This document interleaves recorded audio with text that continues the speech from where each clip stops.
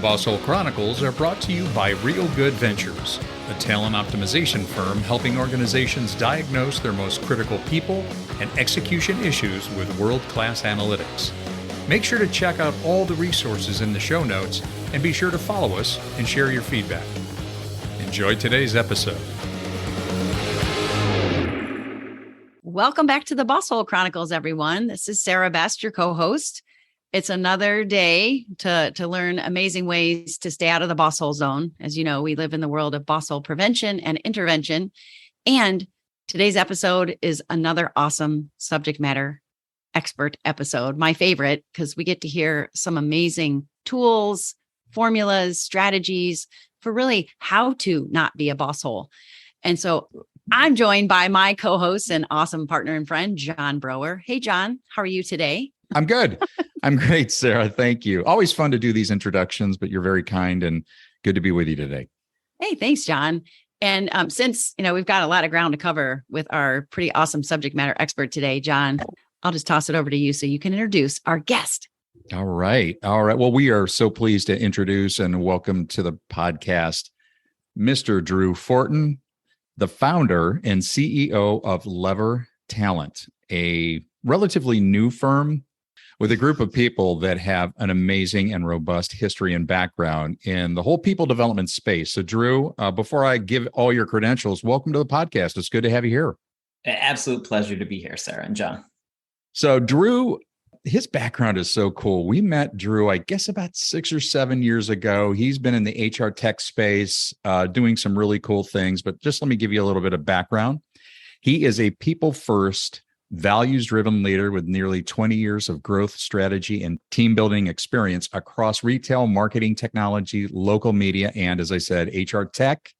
What's really kind of cool is Drew is, as he says, obsessed with helping leaders everywhere embrace the shift that technology is having on the employee-employer relationship. We're going to get into that a little bit. This led him to found Lever Talent, where he is now serving as the CEO and surrounded by an amazing team of people. So, Drew, maybe we just start there. Lever Talent, and by the way, just a reminder, all of our listeners, go into the show notes. You will find all of the links to Lever Talent, Drew's information, really cool stuff. But Drew, give us some insight as to the inspiration for starting Lever Talent. Absolutely. Yeah. So as you were just saying, and thanks for the intro, John. I'm a career or a serial, growth marketing salesperson by trade. Love to create new products, engage with the market, engage with clients, understand what's happening, and build solutions and products for them. I consider myself to be a fixer. Mm-hmm. And it was throughout my career that as people, I don't know why they put faith and trust in me, but they did, to allow me to lead people and to grow products and solutions and teams and departments. Giving me that opportunity led me on this journey of how to unlock growth in companies and unlock potential in companies. And it's no surprise that comes down to talent, right? It's all who you surround yourself with.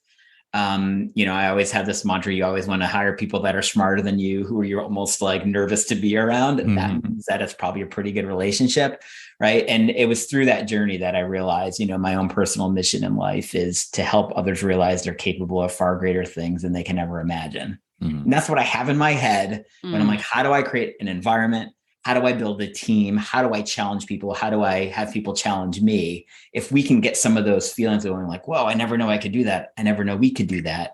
Then we're just going to have such amazing success and progress together.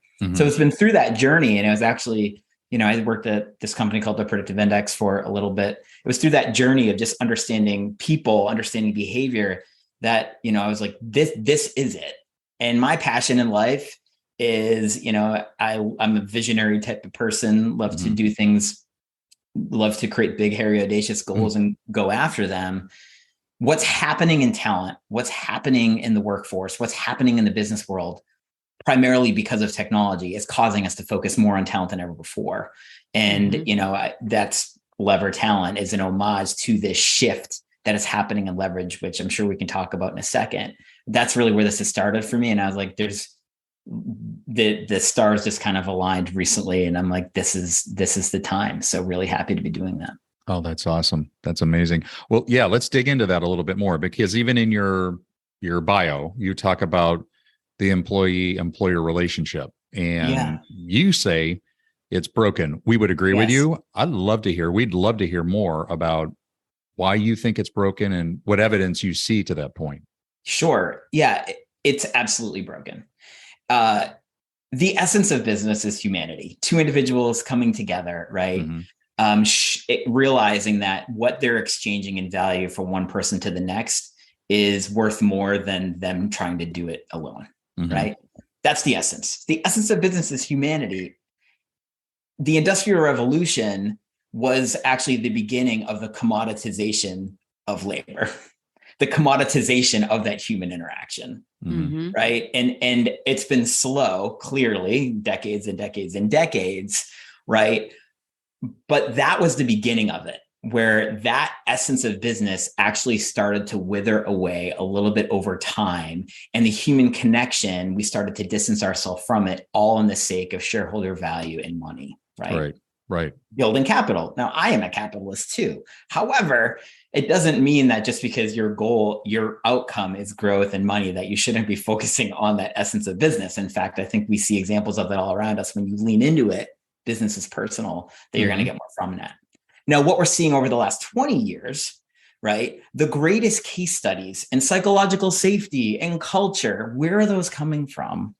They're coming from technology companies like Google. Google's like the biggest case study that we can think about for psychological safety. Is it because technology companies are woke?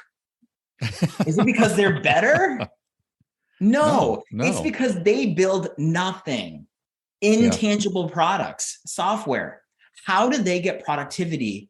What does their factory look like? It's people. They have no choice but to focus on the individual, to focus on culture. Right. And that's advancements that we've seen over the last 20 years. But really what Google is showing us, because Google is a technology company, is a proliferation of technology in general, which we're now calling AI. It was machine learning. And now it's AI, right? The robots are coming to take our jobs. The robots aren't coming to take our jobs. The robots are actually making it and freeing us up so that the humans are doing more meaningful work. The robots are taking over the transactional parts of business. The robots are taking over the objective decision-making in business. And so contrary to popular belief, what that's doing is it's creating a shift, and it's making us focus on humans and relying on them more for their judgment, for their decision-making, because they're making the decisions and building relationships and doing those things that machines can't do.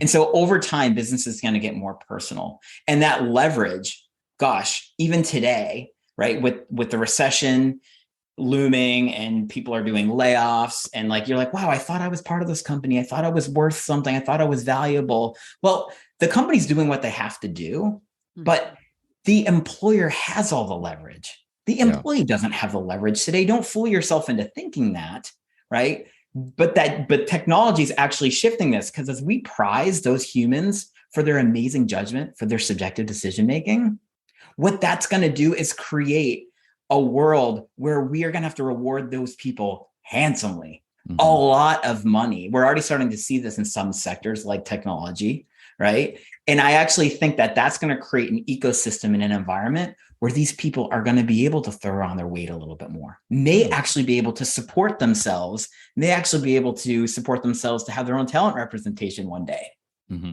What does that say for leverage? What does that say for closing the pay gap? What does that say for everything else? So that's levered talent is here to help businesses realize this change is coming, whether you like it or not.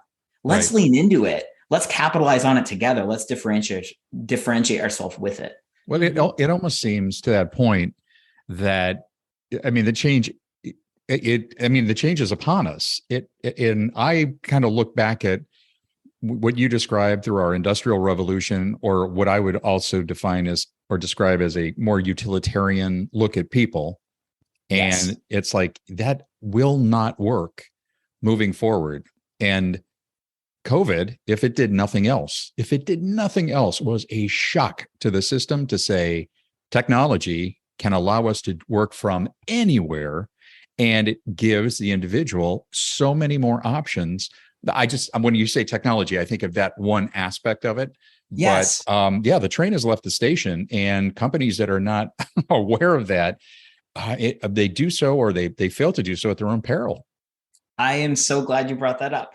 This change, by the way, in working relationship and hybrid work, remote work was already happening. Yes, that's true. Right? Yeah. It's just that the pandemic was like, when the world shut down, we're like, oh crap, all of us have to work from home. Right. It forced it. And now coming back, people are actually questioning, like, does this make sense for us now? Should it? And those are great questions, right? But anyone that is talking about hybrid work is the future, it is not. It's happening right now. Right. Right. I was just doing a talk a couple weeks ago, and I flashed up a really shiny pile of crap. And I was like, what is this? Right? This is a polished turd. As talent acquisition folks and people out there, we're out there peddling this every day because business doesn't want to change. Yeah. Right. There's a natural reluctance. And until you actually show that, like, hey, our culture will dictate how we should work. Our culture will dictate how we should make decisions. Therefore, because our culture is this and our product is that, our work arrangement looks like this. It maps to our culture and our product. Now you have a why. People aren't going to complain about whether they have to go in the office twice a week or not, right? But you're right. It's an amazing shock, and I would say an amazing wake up call that we just have to, that this is the time to really lean into those instruments of culture and values and your value prop and your why to make it happen. Hey, Drew, is that some of the work you guys do at Lever Talent? Do you help organizations, build that culture, create the environment for that stronger relationship?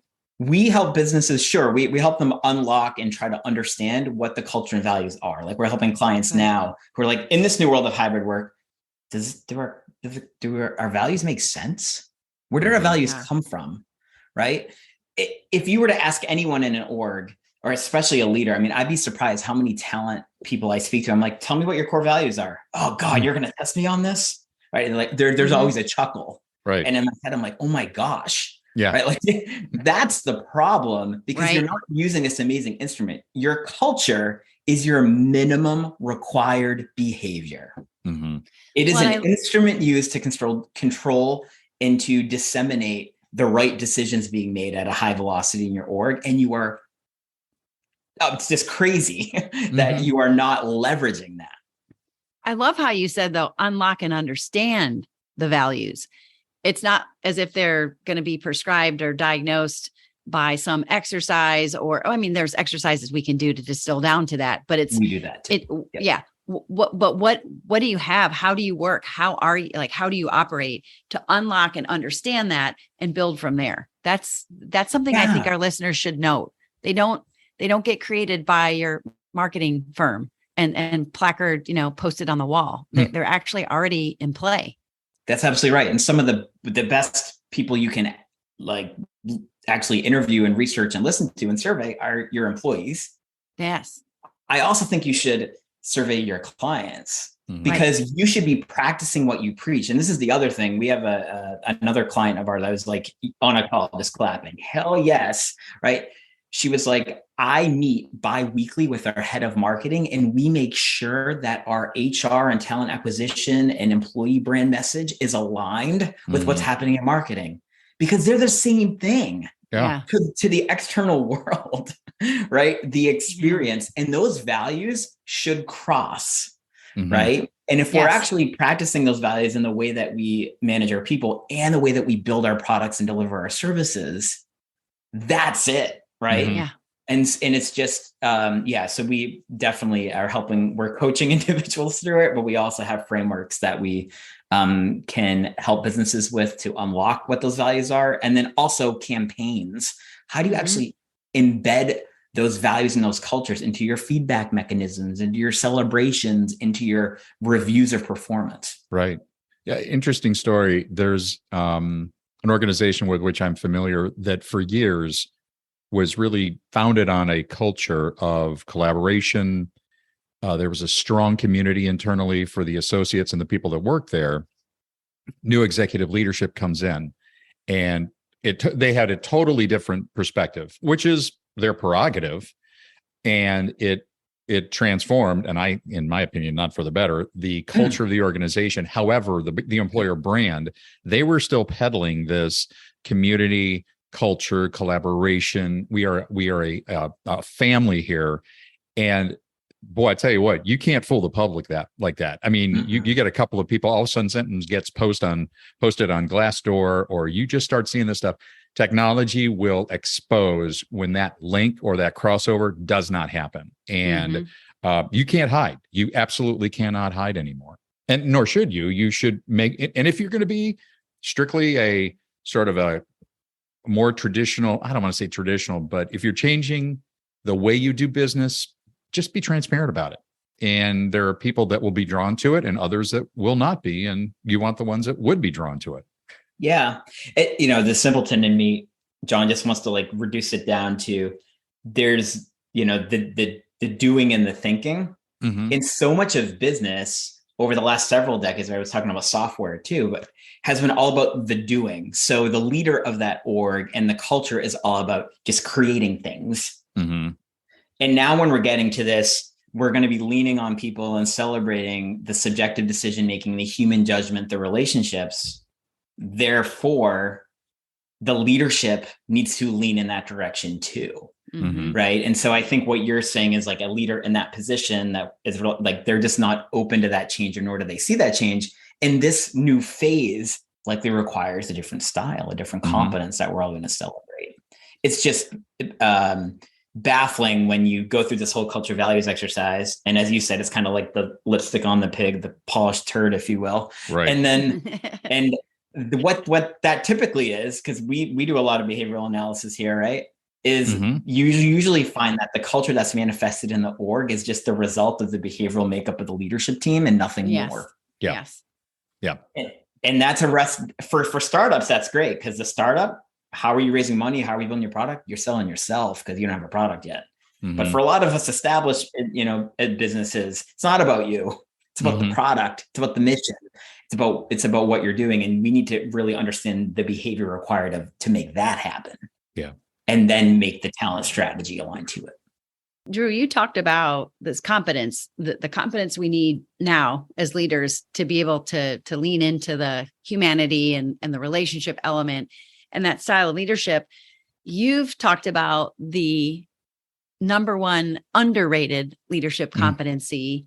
Yeah. Let's do a reveal on that. Why don't you tell our listeners what you think that competency is and how do we develop it? Sure. Business is personal. Business is going to get more personal. In order to make business personal, you have to share a little bit about yourself. And so, the leadership competence that I think is most underrated, has the biggest impact, is vulnerability. I think the more that we share about ourselves, right, the more that we commingle what used to be like work-life balance, no such thing, right? Work is life, which actually it's an identity is another thing we can talk about at sometime, right? But as humans, we yearn to find work that identifies with our values and to be with others who share them. And you don't know that until you get to know someone, right? And so I think as leader, if you are vulnerable, yes, I made a mistake. That's like table stakes, right? Holding yourself accountable, but also sharing your own fears, right? Sharing your own frustrations, sharing your own, this is what I'm good at. These are my superpowers. I'm not good at these things. I need help here, and asking for help. It's leading by example. Other people, when they see, oh, this is a safe space, right? Drew showed up late to a meeting, or you know what? Drew had to duck out of work to go pick up his kid at an event. Or I was on a meeting, we were on a stand-up and Drew was on Zoom, but he was walking. He was outside getting his steps in. Those are all moments of vulnerability. Be like, I'm human too. Right. Right. It's so little, but it does so much. Right. And creating that psychologically safe environment that says, you know what? I need to bring it every day. What's the best recipe for me to bring it every day? And I'm going to be challenged and I need to be open. And if you're not going to be, that's fine. Right. But maybe that isn't the best environment for you. Maybe you got to find a different work condition. I think that's a really critical point there because, as humans, we're all going to stumble and I'm going to drop the ball. I'm going to fail. And if we destigmatize, and we talk about this in psychological safety, you destigmatize failure and say, you know what, we are all in this together. We are human. And I just ask for your grace, the grace to be wrong every now and then, as I would extend to you. I mean, that's just very powerful. But gosh almighty. You always have that for me, John, by the way. Just I know that. Well, I know that. No, but I mean, tongue in cheek, Sarah, but seriously, that's true. I mean, we talk about, you and I talk about this a lot as friends, but also business partners, that, there are days where you just know, I don't have it. I'm cashed. I have nothing left. You have days like that. I mean, we just give each other that opportunity to just say, I can't bring it today. I need some time and space. Amen. Do that. And because we're people, that's the humanity part. Sorry, I'm just rambling on about this, but I think but you're absolutely right. It's powerful. Yeah. And reminding people what's happening in the world too, right? Like, if you're going to have a weekly meeting with your team, it's like, oh, we just had to get down to business. You don't need to, you can celebrate what happened on the weekend. That's always a fun thing, but to address, well, what happened last week in the news, right? Like what are some things that we could all be feeling, right? What are things that we're all going through? Just stuff like that too, I think, is vulnerability. Yes. Again, you want to be with people that that you appreciate and that you admire and that you appreciate their point of views. And you need to have that dynamic. Right. You're not going to have it if you're all locked up or you never engage in that way. Right. You said business is personal, Drew, and there's so much in that simple statement. Business is personal, and growth and development is personal. It's individual. It would seem to me that the greatest success we could have, as you described, there you were walking, you're on your meeting, but you're walking, getting your steps in. It just kind of rung in my head that everybody is on a different path and they're skilled and equipped in different ways. And so our approach to relating to each person, to optimizing each person, to providing resources for development to each person has to be individualized. Yeah. And this is it's not a new idea, I know, but it's certainly overlooked very often. I think about even in, for example, private high schools. We do this in business too, but there's this sweeping, statement or this sweeping product available, to one size fits all. Like you come here and you get these things. And we know that's not how people are. Mm-hmm. So it's the businesses, it's the schools and the places that shift that and say, tell me about you. Tell me about how you work. Tell me about what you desire, what you dream. And I think, Drew, this is a great segue into the other thing that I know is a great passion for you, which is helping people develop potential, helping uncover and unlock for people potential they didn't even know existed for them. Tell us about how you do that. Sure.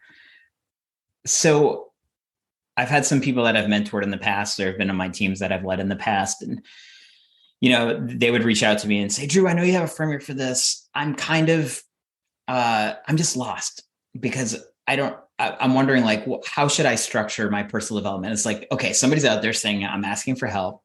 Right. And I'll always be like, cool. So very standard question, what do you want to be when you grow up? What do you want to do? I don't know. Well, if you had to choose one now, you can change it later. What would it be? It's really hard for me to do. People are afraid of pigeonholing themselves. It is actually really hard to admit that, like, what do I want to do? However, once you write down, I want to be, running my own company or running this department or just an amazing, software engineer. Once you write that down and you share it with others, it is amazing how the world just magically seems to like reach out and help you. Right? Because we all want to help people who are not just say they want to be helped, but are showing that they're doing something about it. Right. Sure. So that's kind of where this all stems from. On the business side, I think that we should all strive to be able to answer the question, have you had a conversation with your manager about your career development in the past 90 days? It should always be yes. That's sure. Like key to employee engagement. So if you take those two elements, personal development, I really try to standardize in such a way that we as leaders of people should be meeting every 6 to 8 weeks to have a conversation about nothing else other than your personal development. Mhm. It's not during a check-in. It's like a standard meeting that just happens. Mhm. And in that meeting, we're going to have conversations about what's happening. And I break it down into these sections. In the business, what is your knowledge of the company? What's going on in the company? What are the culture and values? What are dynamics? How would you score yourself on these? What does that look like, right? What are things you could be doing better at or not? Then there's your own behavioral development, right? How is you as a chemical being added to the company? How is it changing the dynamic? What are the good reactions? What are the bad reactions? How can we talk about that? What are things you want to get better at, lean into, et cetera? Then there's your role. How are you doing in your role, right? How do you think you're performing? How do I think you're performing, right? What are things you could be doing better? Have you checked these boxes? And then fourth, there's your career. What are your career aspirations? What do you want to be when you grow up? Mm-hmm. What are some things you should be doing outside of work to help you advance and adapt? What are you doing to always learn? What do you read? What do you not? And the last part is life. What's going on in your life? What do you want? Do you want to buy a house? Do you like to go traveling? Are you going to go run ultra marathons? I don't know, but what are you doing? Right? Is it just you're obsessed with business? That's cool too. You want to build a business one day? Like, how do you make your life? It's those key areas, Sarah, that we go deep on, create a personal development plan.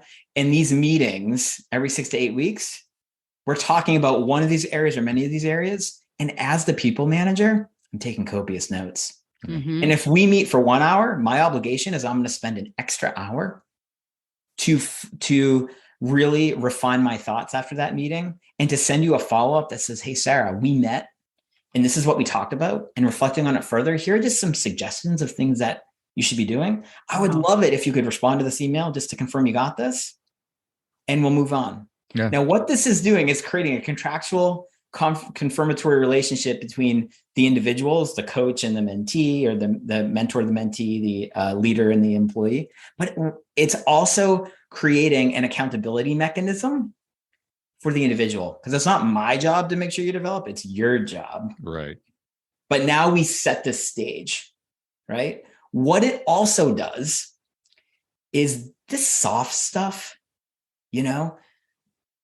Sally's amazing at sales, crushes it. She does not follow our culture and values at all. People don't like being around her, right? Like, what do you do in that situation, right? Because it's the soft stuff. I don't know. Well, now you have an accountability measure. Hey, we've been talking about this. Right. We've been talking about our values, and you've consistently not done what we agreed you would do, and you are still not meeting that. This is just as good a documentation as any other for us to manage that relationship internally in the business. It checks all of these boxes and puts it right out there. And you bet your employees are going to love that system, right? And this is a system that we help our clients roll out in their organizations. I love it because it's a framework. We talk all the time about the job of the manager or supervisor is to develop other people. But it's like, how do you do that? In what ways do you do that? Well, here's another little roadmap. That seems to be a theme in our podcast lately. That's awesome. And it's a system that can be trained and taught and practiced. Yes. And then and that's what you guys do. Absolutely. Yes. And it's actually one module, if you will, of a greater leadership development program that we help companies with as well. Yep. Wow. Yeah. We'll put that link to the website so people can dig into I've been on your website just checking stuff out. And it's so nice to see the pictures of Meg and Curtis and Lauren and Dottie. What's up next for you, Drew? Yeah. You're plugging away. Your organization is, growing your business. What's up next? Like, what's on the horizon for you? Well, if you couldn't tell, we're really passionate about educating people on this shift that's happening. Yes. Right. And getting businesses to lean into it.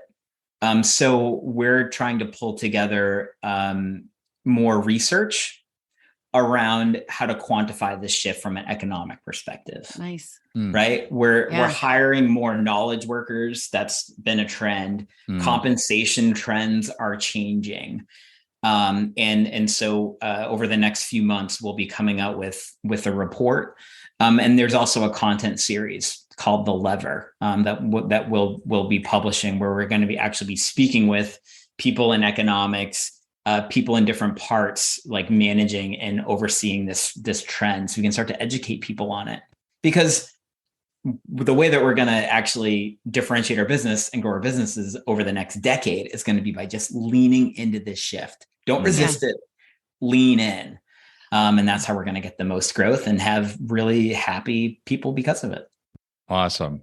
Yeah. Thank you for sharing that, Drew. We look forward to tracking your research and the growth and development, and certainly watching how, I mean, you're a smart guy, watching how your passions play out in the form of services, products, framework structures. It's good to have you out there. Thank you. And it's a pleasure to meet with you both today. I was going to comment, Drew, that, even before we hit record and you were talking about Lever Talent and where you are now, that journey, you referenced the hero's journey. Can you give, I love that. Could you give our listeners just a glimpse of what the hero's journey is and what it's been like for you really quick? Sure. So I'm a huge fan of Joseph Campbell. He isn't the creator, but it's philosopher, right? That really brought to life the monomyth, the hero's journey. We see it in all movies, like really quintessentially you see it in like Harry Potter and Star Wars, right? You have somebody that is having a pretty mundane life. Something happens. There is a call and they decide whether or not to heed the call. They go ahead and they heed the call, and there's a hero mentor. There's a mentor supernatural aid figure that helps them. They go through their trials and their tribulations. Eventually they realize, like, there's no way I can do this. I might die here. This is the death, rebirth, and the revelation part. And then, in Star Wars, like Luke realizes that, like, in this death, rebirth, like, wait, I have the Force. Coming out of that, right? The death, rebirth, that forced him almost to die, but then he realized that he had the Force. He came out. There's a brief moment of atonement of like, wow, I did have this and I denied all these people of that. And I feel bad for that. And I'm going to make myself, better in light of the world. That leads to the magic flight where, we kill the Death Star and we have the Force. And now we're able to go on and conquer the world. This story we see all over in music and film and media. And it's programmed in us as humans, which is why it's there. Yeah. And the more that we actually learn that about ourselves, the mini journeys that we're on, the greater journey that we're on. And by the way, in coaching and mentoring others, seeing where they're at in those journeys is really helpful, I think. That's a great model. That's a great story. Well, listen, thank you for sharing this part of your journey. We're thrilled for you and have no doubt about the success of Lever Talent. Give everybody there our very best, and let's check in again. Let's have you back on the podcast just to see what's new, what's going on, and it'll be great to get caught up. I'd be so happy to do that. Thank you both. Awesome. All right. We'll see you next time on the Boss Hole Chronicles. We'd like to thank our guests today on the Boss Hole Chronicles. And if you have a Boss Hole Chronicles story of your own, please email us at mystory@thebossholechronicles.com. Once again, mystory@thebossholechronicles.com. We'll see you again soon.